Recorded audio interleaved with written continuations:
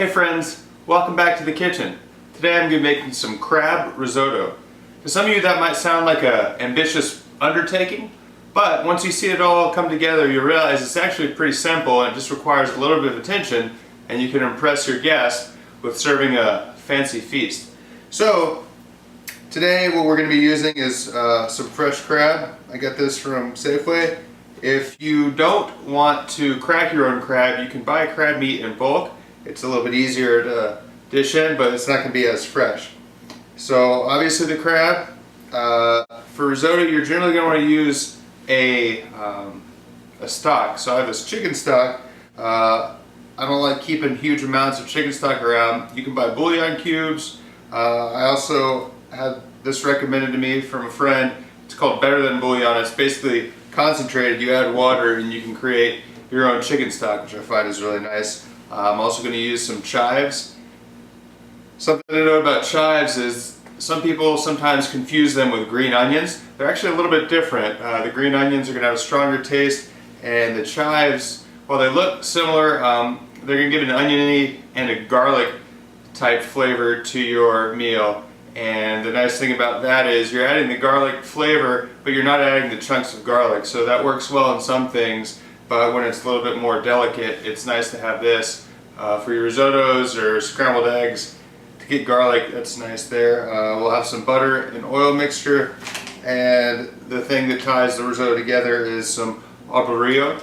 It's a type of rice. The reason this is specifically used in risotto is because it's less refined than normal long grain rice, which means it retains more of its starch characteristics. So when you're cooking it, it's absorbing more. I think about a cup of this can absorb 6 cups of rice. So the starchiness mixes in and gives you a creamier final product, which is one of the things everyone likes so much about the risotto. So we'll get all this stuff prepped and then I'll show you how it comes together, and before you know it you're going to be eating some delicious crab risotto.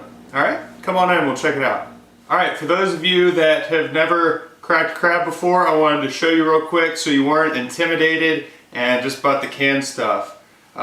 Getting the fresh crab really tastes a lot better, so it's worth just a little bit of effort. If you don't have fancy tools, you can always just use household things like a fork to harvest the meat. So you take off the legs, you can crack kind of the joint, and you'll pull out this, I don't know what to call it, but it's a lot of things that holds the meat together. And I just stick my fork in a little bit and pull out, and then you kind of break the shell away.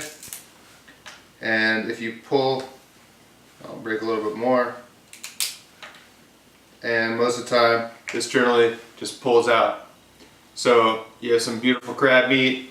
You can cut it up and it's very delicious. So go that extra mile, get the fresh crab, don't buy a can, and you'll get a much better final product. Alright, let's move to the stove and get our risotto going.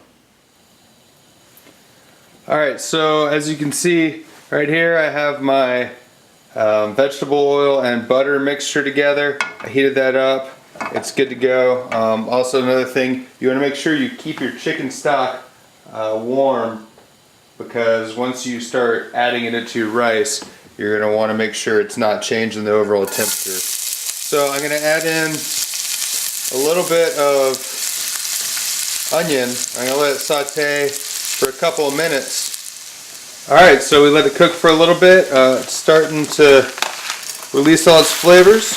Now I'm going to add my Arborio rice, and we're going to let this cook in for the couple minutes and let it absorb this vegetable oil and butter. Alright, so most of this olive oil and butter has been absorbed, and now we're going to start the process that we're going to do a few times. You ladle in about half a cup at a time your chicken stock, and you're just going to continually stir it and let it reduce down. Alright, as you can see, the first bit of my chicken stock is cooked off. I'm going to add some more and let it cook a little bit longer. Alright, so I'm done with my process of cooking off the chicken stock 1/2 cup at a time.